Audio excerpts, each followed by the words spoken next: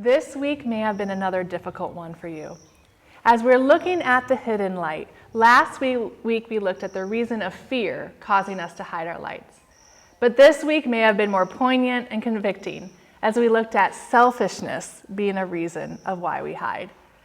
Again, I'm not pointing fingers, and we all struggle with selfishness. And in fact, I think the whole reason we get riled up and say, I'm not selfish, is because we're selfish. It's our natural inclination.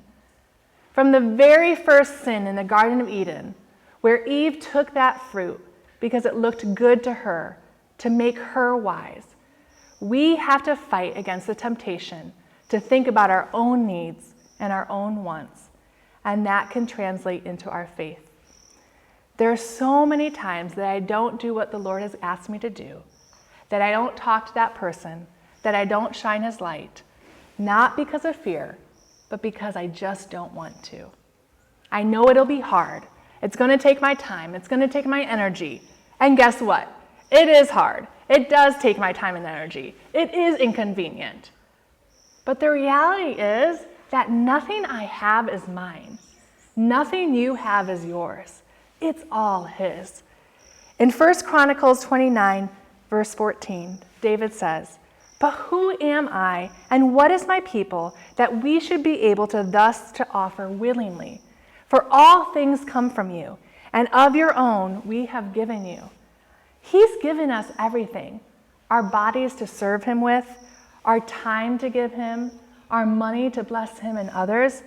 Everything we have comes from God. It's like the parable of the talent, as we looked at this week. Whose talent and money was it? It was the master's. The stewards were just overseeing what didn't belong to them. We are overseeing what doesn't belong to us. But the other reality is that it is hard. And sometimes we just don't want to do more hard. I'll find myself on my bathroom floor crying out, "Lord, I just can't do this anymore. It's too hard. Why? Why is it so hard?"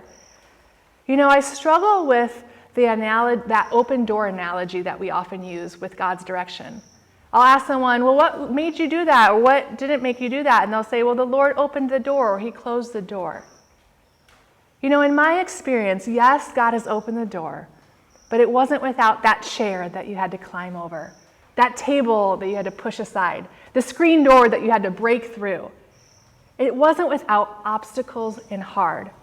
And I think we have to be really careful to not always come to the conclusion that just because it gets hard, just because there's an obstacle, does not mean that the door is closed.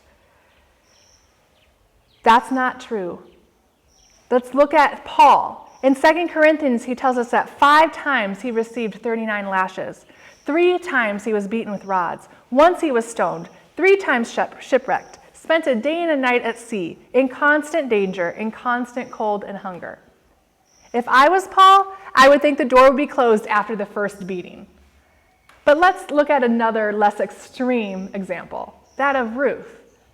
Here she was in a foreign land and her husband dies.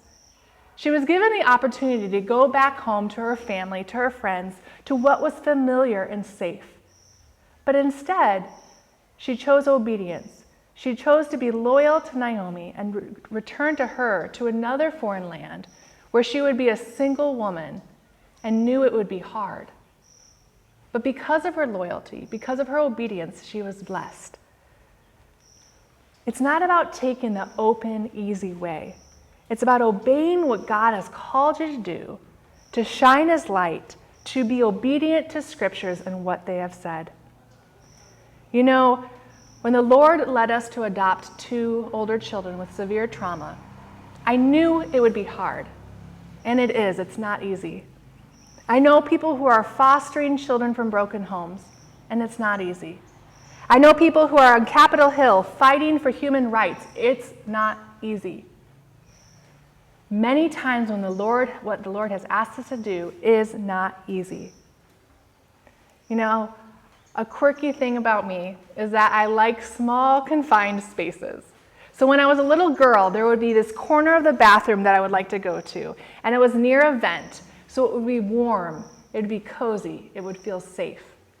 And to this day, I still find myself looking for a corner in the closet or the bathroom where I can just hide away, where I can get away from the chaos and the stress and the needs that are before me. And I can just hide and feel safe and feel comfort and be alone. But that's not what the Lord is asking us to do. He's not asking us to live comfortable lives. He's not asking us to live safe lives. He is asking us to go forth and be his light. Well, what do we do then? It sounds impossible. How do we move forward with all this in front of us? What we have to remember is it's not about us. It's not about you. It's not about me. It's about him. Remember, our purpose is to bring God glory by our worship and in sharing him. And as we share his light, we offer others the opportunity to receive salvation and in making it about them also. It's about the good of your neighbor. It's about counting others more significant than yourself. You know, we looked at Jonah this week. And the reality of Jonah is that he didn't want others to be saved. And he missed out. He missed out on the blessing of seeing others receive salvation.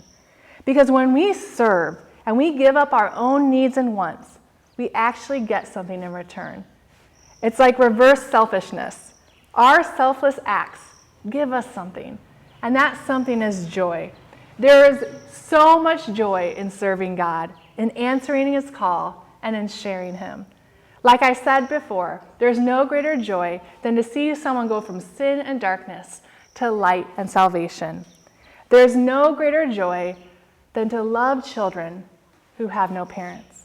There's no greater joy than to live a life fully for God, and when you get to heaven, you'll hear, "Well done, good and faithful servant."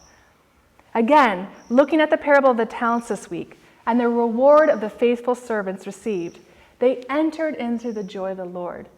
The New Living Translation says, "Share your master's happiness."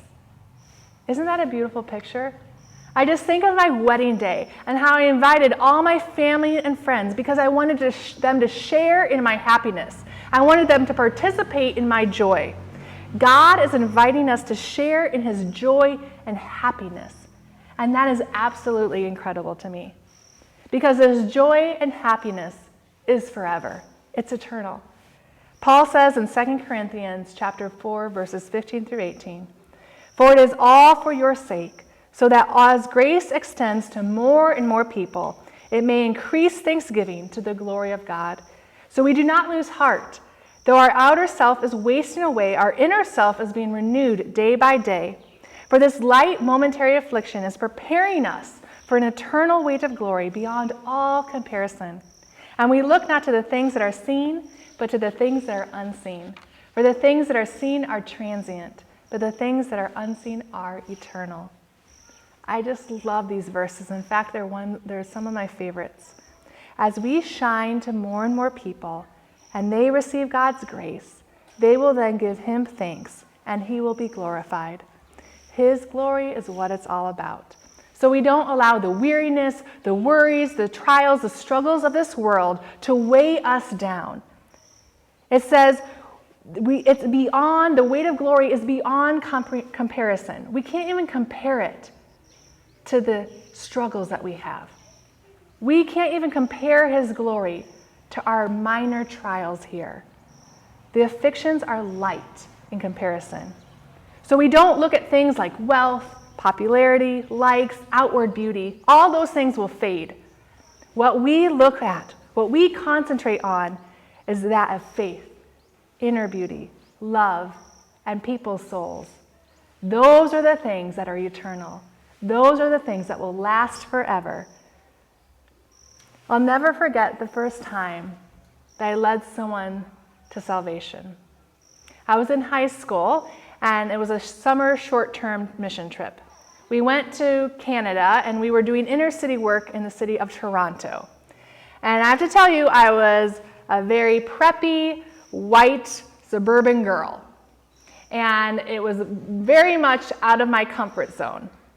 And somehow I was able to connect to a girl named Tashawn. And it's crazy because I don't remember people's names very well, but I remember her name.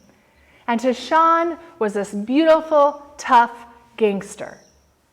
And somehow we were able to relate, and I heard her story.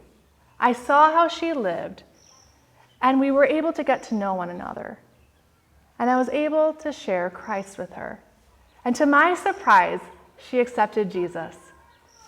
And that was the greatest joy. And as I gave her my Bible and left, I never saw her again. We continued to write letters to one another, but since it lasted a few years. But I know I will see her in heaven one day. And that's the joy we're talking about. The joy of the increase, the treasures in heaven, the affirmation of your Father saying, well done. I think there is so much joy when I think of the people that I will meet in heaven because I shared my light. The people you will meet because you shared your light. That's the ultimate joy. That's why we're lights. That, to glorify God, that's the purpose. And so I want to challenge you, sister, just to think about, ask the Lord if you're hiding. And if you are, what's the reason? Is it fear? Is it selfishness? Do you just not want to do it? Do you just not want to do the hard and what he's asking you to do? And if so, ask him for that strength. Ask him for that push, the motivation to think of people's souls, to think of their eternities more than your own needs and your own wants. Because, sister, there are treasures awaiting for you in heaven. And you will hear, well done, good and faithful servant. Have a blessed week. I'm praying for you, and I can't wait to see you next week. Bye-bye.